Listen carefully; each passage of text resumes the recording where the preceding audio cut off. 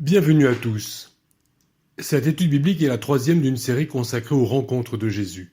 Ici, le Seigneur rencontre un personnage particulièrement attachant, la Samaritaine, qui fera elle aussi l'expérience d'un nouveau départ. Et il me semble que dans ce texte, Jésus nous hisse sur un sommet de spiritualité. C'est un texte d'une richesse exceptionnelle, richesse que par la force des choses nous ne ferons qu'effleurer, un texte qui nous donne à contempler Jésus dans son amour inconditionnel pour chacun d'entre nous. Alors je précise que je vais lire ce texte dans la traduction Colombe. Le texte est visible sur le fond d'écran du podcast, mais il ne sera pas visible si vous avez un trop petit écran. Sur une tablette ou sur un smartphone, ce ne sera pas possible. Il vous faut au moins un petit ordinateur de bureau. Sinon, je vous invite à suivre le texte dans la Bible, tout simplement, de préférence la traduction Colombe. Autre précision, je vais lire le texte. Alors c'est un long passage, Jean chapitre 4 verset 3 à 42. Par commodité, je vais retirer, j'omettrai de lire les versets 35 à 38 qui pourraient faire l'objet d'une étude spécifique. Et puis enfin, je précise que le texte de cet audio est disponible sur un document PDF accessible grâce à un lien de téléchargement dans la description de la vidéo sur YouTube.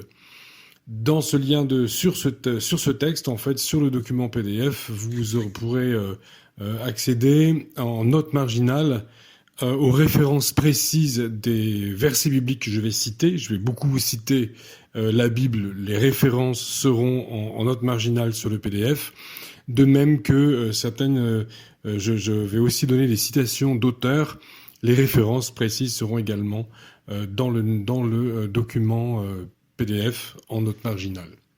Donc, je lis l'Évangile selon Jean, chapitre 3, Évangile selon Jean, chapitre 4, les versets 3 à 34 et 39 à 42. Jésus quitta la Judée pour repartir pour la Galilée. Or, il fallait qu'il traverse la Samarie. Il arriva donc dans une ville de Samarie nommée Sichar, près du champ que Jacob avait donné à Joseph son fils. Là se trouvait le puits de Jacob. Jésus, fatigué du voyage, était assis au bord du puits. Il était environ midi. Une femme de Samarie vint puiser de l'eau. Jésus lui dit « Donne-moi à boire », car ses disciples étaient allés à la ville pour acheter des vivres. La femme samaritaine lui dit « Comment, toi qui es juif, me demandes-tu à boire à moi qui suis une Samaritaine ?» Les Juifs, en effet, n'ont pas de relation avec les Samaritains. Jésus lui répondit « Si tu connaissais le don de Dieu, et qui est celui qui te dit « Donne-moi à boire », c'est toi qui lui aurais demandé à boire, et il t'aurait donné de l'eau vive. « Seigneur, lui dit-elle, tu n'as rien pour puiser, et le puits est profond. D'où aurais-tu donc cette eau vive ?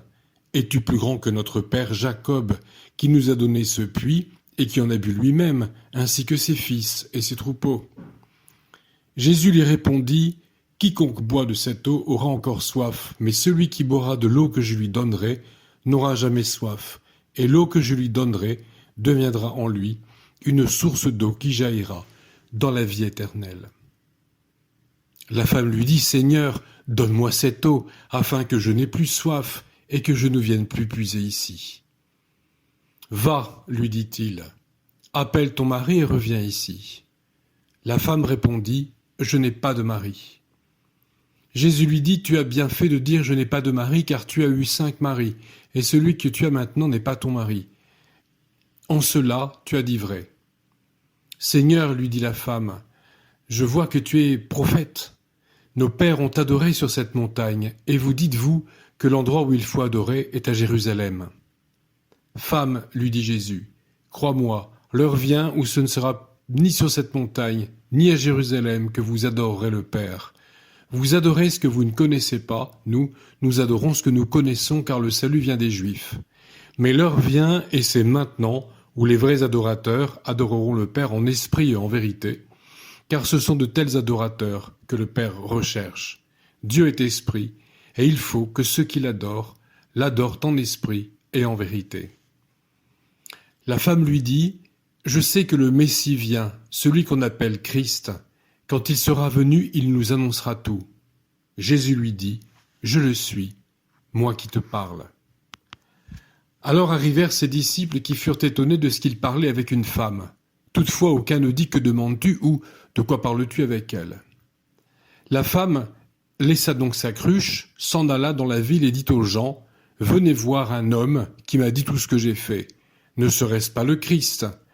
Ils sortirent de la ville et vinrent vers lui. Pendant ce temps, les disciples le priaient en disant : Rabbi, mange. Mais il leur dit : J'ai à manger une nourriture que vous ne connaissez pas. Les disciples se disaient les uns aux autres : Quelqu'un lui aurait-il apporté à manger ? Jésus leur dit : Ma nourriture est de faire la volonté de celui qui m'a envoyé et d'accomplir son œuvre. Plusieurs Samaritains de cette ville crurent en Jésus à cause de la parole de la femme qui rendait ce témoignage : Il m'a dit tout ce que j'ai fait. Aussi, quand les Samaritains vinrent à lui, ils le prièrent de rester auprès d'eux. Et il resta là 2 jours. Ils furent encore beaucoup plus nombreux à croire à cause de sa parole. Et il disait à la femme : Ce n'est plus à cause de tes dires que nous croyons, car nous l'avons entendu nous-mêmes, et nous savons que c'est vraiment lui, le Sauveur du monde. Voilà pour la lecture de la parole de Dieu. Se rendant de Jérusalem en Galilée, au nord de la terre d'Israël, Jésus et ses disciples traversent la Samarie. Un tel périple n'est pas une mince affaire.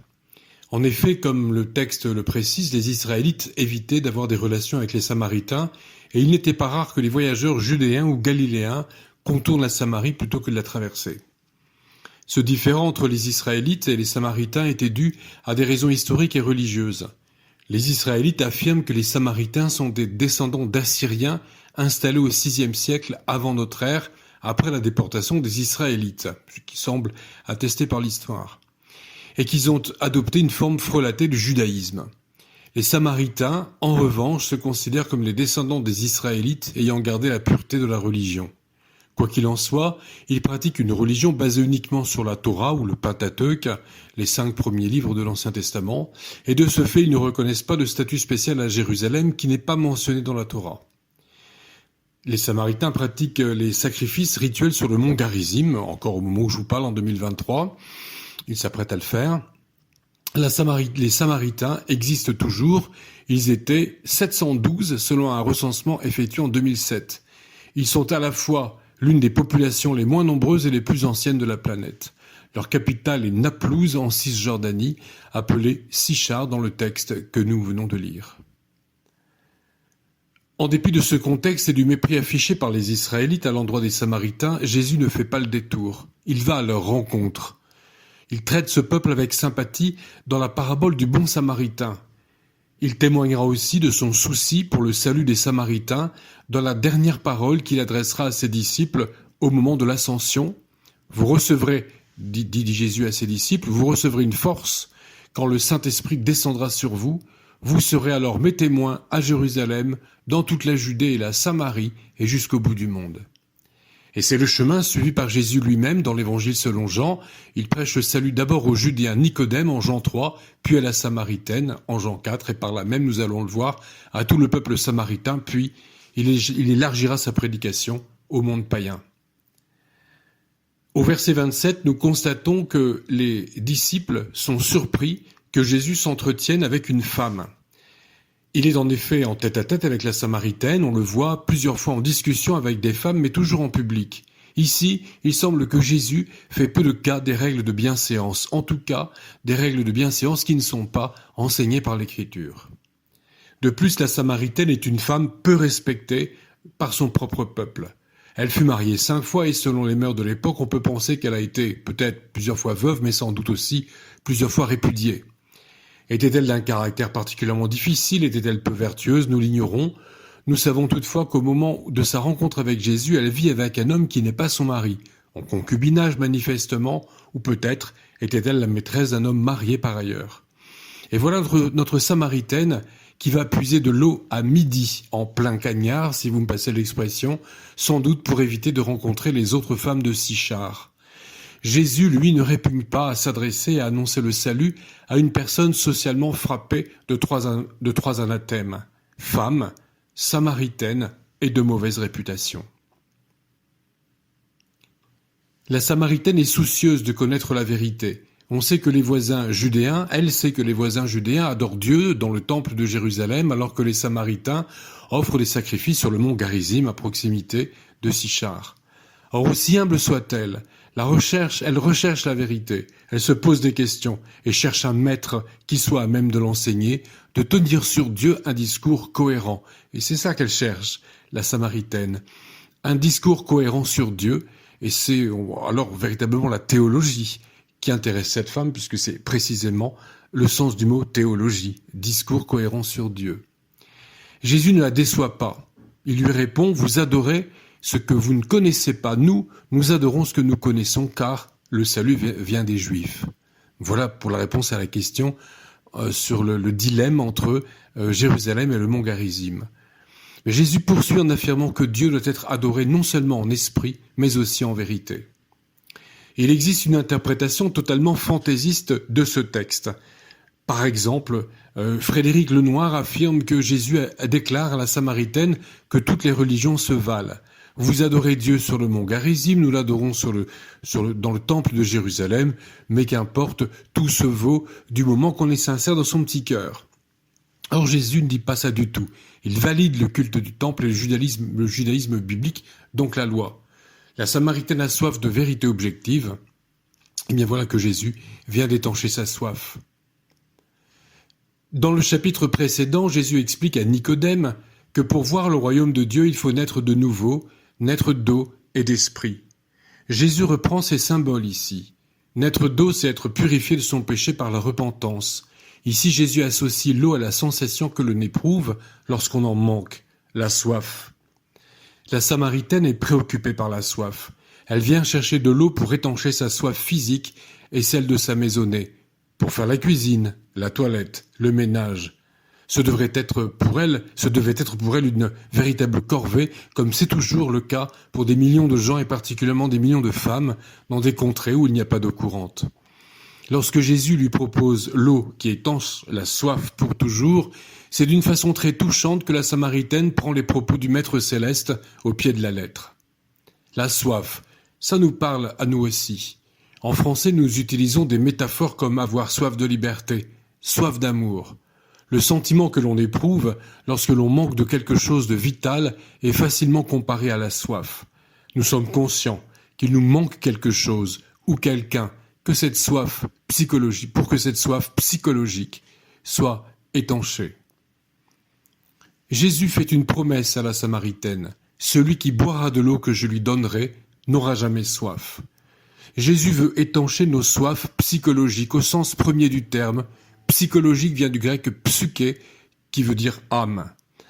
Ailleurs, il nous dit « Moi, je suis le pain de vie. Celui qui vient à moi n'aura jamais faim, et celui qui croit en moi n'aura jamais soif. » Jésus est celui qui veut nous combler, nous apporter la plénitude. Nous allons y revenir.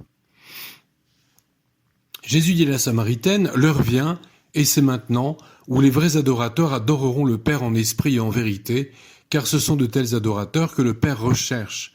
Dieu est esprit, et il faut que ceux qui l'adorent en esprit et en vérité. Ainsi, sous l'Ancienne Alliance, sous le régime de Moïse, il était légitime de rendre un culte à Dieu dans le temple de Jérusalem. Mais la grande nouveauté que Jésus vient annoncer aux Juifs, aux Samaritains et à toute l'humanité en recherche de Dieu, c'est qu'à présent, Dieu doit être adoré non plus dans un lieu spécifique, ni selon des rituels très précis, ni selon un calendrier liturgique imprescriptible, mais en esprit et en vérité. Dieu est accessible au cœur. Dieu est esprit. C'est cette vérité était connue dans l'Ancienne Alliance, mais ici Jésus présente le caractère spirituel de Dieu dans son rapport profond avec l'âme humaine. Jésus nous enseigne à adorer Dieu comme l'être éternel, infiniment saint, tout-puissant, vivant et vivifiant, qui se communique à sa créature asservie par le péché, la chair et la souffrance, afin de l'en délivrer, de la sanctifier, de la ramener à sa communion. Nous devons également adorer Dieu en vérité, c'est-à-dire conformément à sa nature, l'adorer comme notre Père céleste, auquel nous n'accédons que par Jésus, et qui nous dit « Je suis le chemin, la vérité et la vie, personne ne va au Père si ce n'est par moi ». Jésus soulève aussi la question de l'éthique. Il s'intéresse à son interlocutrice, se penche sur son cas. Il répond à ses besoins et lui apporte le salut à titre individuel dans l'intimité d'une discussion en tête-à-tête, dans un cœur à cœur. Il l'appelle à un examen de conscience. Elle n'a peut-être pas été moralement responsable de ses veuvages et répudiations successives, mais elle l'est de vivre actuellement avec un homme qui n'est pas son mari. Ici, Jésus fait d'une pierre deux coups, si je puis dire. Il appelle la pécheresse à la repentance et il dévoile des faits qu'il ne pouvait connaître que par miracle, démontrant ainsi qu'il est véritablement l'envoyé de Dieu. Un peu comme dans l'étude biblique précédente, il a su appeler Zachée par son nom. Le Seigneur adresse aussi à la Samaritaine une vocation bien spécifique, celle d'être évangéliste, d'être la première à évangéliser sa ville et son peuple. À la promesse de l'eau vive pour étancher notre soif intérieure, Jésus ajoute « Et l'eau que je lui donnerai deviendra en lui une source d'eau qui jaillira jusque dans la vie éternelle. » La Samaritaine finira par comprendre les propos de Jésus. En un rien de temps, elle abandonnera sa cruche, oubliant les préoccupations matérielles, pour se hâter de prêcher à son entourage la bonne nouvelle de Jésus-Christ. Il est frappant de constater que Jésus demande à cette femme, qui n'est pourtant pas un modèle de vertu, d'aller prêcher la bonne nouvelle. Le Messie est arrivé. Cela signifie que le devoir d'évangélisation incombe à tous, même aux nouveaux convertis. Cela signifie aussi que Dieu nous adresse à tous une vocation, une place à son service, qu'il nous fait confiance, quel que soit notre passé. En fait, le message de la Samaritaine à son peuple est extrêmement simple. Le Messie est arrivé. Elle en est convaincue du simple fait qu'il a miraculeusement lu dans son cœur. Ce qui est admirable, c'est la spontanéité de sa foi et l'ordre de ses préoccupations. Elle laisse là sa cruche et s'en va annoncer aux siens la bonne nouvelle du Messie, en d'autres termes, l'évangile de Jésus-Christ. L'évangélisation, cela peut être quelque chose d'extrêmement simple. Et pourtant, d'ailleurs, Jésus va rester 2 jours avec les Samaritains, ces Samaritains méprisés. Jésus va rester, il va lui-même leur annoncer la bonne nouvelle, mais il confie quand même cette mission à la Samaritaine de prêcher et de témoigner. Midi approchant, Jésus avait demandé à ses disciples d'aller acheter de la nourriture, mais la dame rencontrée au puits de Jacob lui ayant donné l'occasion de servir Dieu en annonçant l'évangile, il n'a plus faim. Sa nourriture, c'est l'obéissance à Dieu, et plus spécifiquement ici l'évangélisation. N'oublions jamais que c'est le commandement ultime, cette évangélisation, la dernière directive que Jésus nous donnera au moment de quitter la terre. Jésus a étanché la soif de la Samaritaine et lui, de l'avoir convertie, s'en trouve rassasié. Elle est devenue une vraie croyante, la Samarie a reçu l'évangile et voilà que Jésus dit à ses disciples qu'il n'a plus faim. Touchante réciprocité donc entre Jésus et son interlocutrice. Il la sauve, étanche sa soif spirituelle, mais elle aussi lui fait du bien. En recevant la bonne nouvelle, en se détournant des choses du monde, elle laisse sa cruche, et en se précipitant avec zèle et empressement au service de Dieu, elle court évangéliser son peuple. Elle apporte à Jésus la vraie nourriture, à lui, qui est le pain de vie. Personnellement, ce constat me touche en plein cœur. Carl Gustav Jung a écrit que la rencontre entre 2 personnalités est comme le contact entre 2 substances chimiques. S'il se produit une réaction, les 2 sont transformés. Jésus est transformé, rassasié par sa rencontre avec la Samaritaine. Nous pouvons en déduire qu'il est comblé aussi lorsque nous nous convertissons, lorsque nous nous repentons, lorsque notre soif est étanchée, lorsque nous laissons notre cruche en pleine chaleur pour nous précipiter vers nos semblables afin de partager notre foi. Il est comblé lorsque nous sommes comblés, heureux lorsque nous sommes heureux. Tel est l'amour de Dieu. Bien des chrétiens ont le sentiment que leur soif n'a pas été étanchée.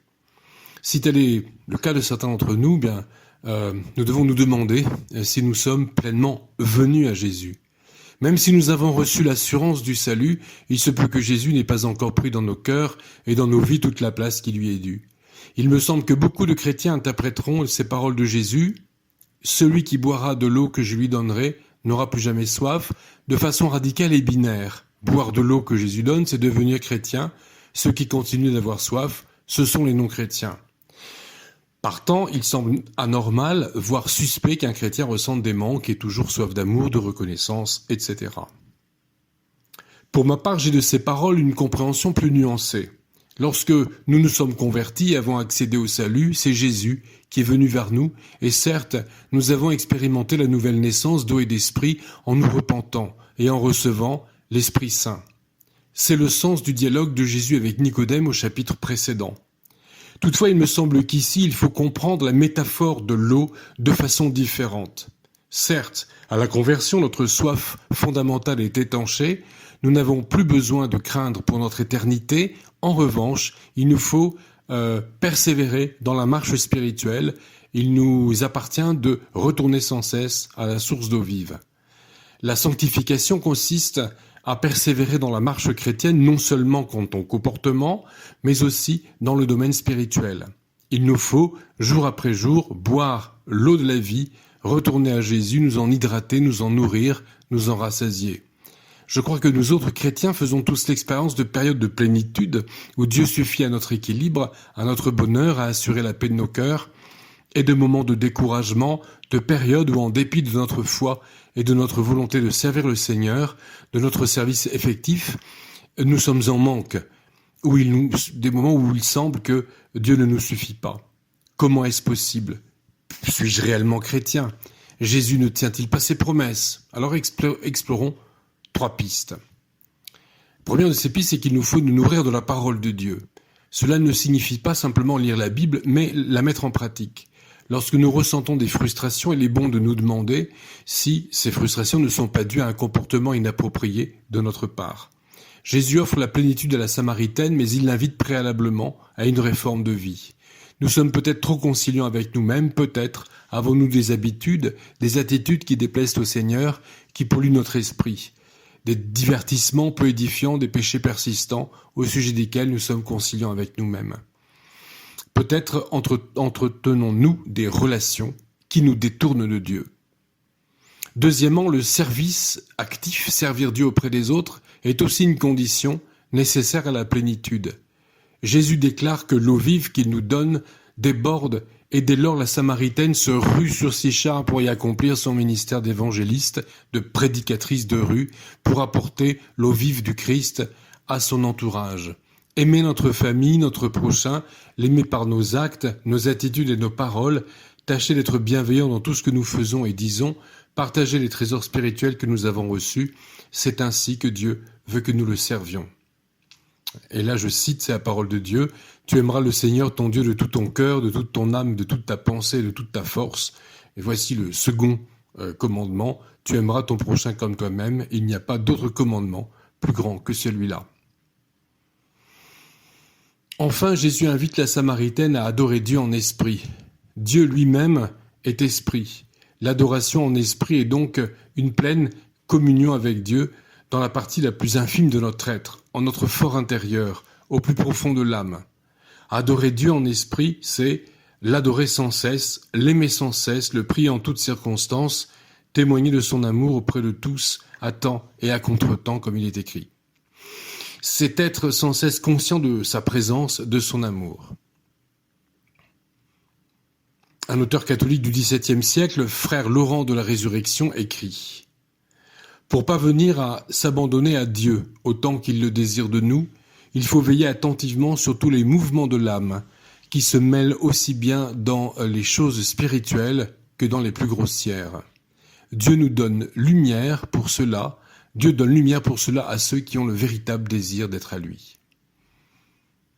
Augustin d'Hippone, alias Saint-Augustin, écrit quant à lui « Cherches-tu un lieu saint, consacre à Dieu ton intérieur pour lui être un temple, car le temple de Dieu est saint, et c'est vous qui l'êtes. » Nous devons purifier, alors j'ai fini là pour la citation d'Augustin, nous devons purifier notre être intérieur pour que Dieu y ait un plein accès, et c'est la condition sine qua non pour recevoir la paix de Dieu. L'apôtre Paul, cette fois dans la parole de Dieu, écrit que tout ce qui est vrai, tout ce qui est honorable, tout ce qui est juste, tout ce qui est pur, tout ce qui est aimable, tout ce qui mérite l'approbation, ce qui est vertueux et digne de louange soit l'objet de vos pensées, et la paix de Dieu sera avec vous. Le lieu de rencontre entre Dieu et nous, c'est notre fort intérieur. Il faut des temps privilégiés de prière qui ne consistent pas seulement à louer verbalement le Seigneur et à intercéder.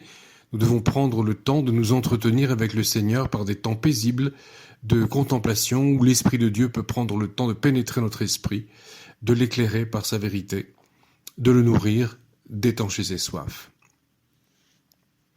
La tradition grecque a brodé, comme souvent, autour de la Samaritaine et lui a donné un nom, Photine, ce qui signifie la lumineuse. J'aime bien cette idée, car il me semble que ce surnom est bien mérité.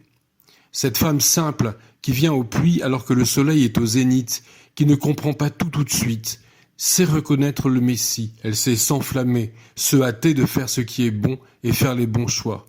Voilà la magnifique lumière dont la petite Samaritaine, rejetée par un peuple rejeté, intouchable parmi les intouchables, a été porteuse et continue, à travers l'écriture, d'être porteuse pour nous, grâce en soi rendue à Dieu. Que le Seigneur nous accompagne.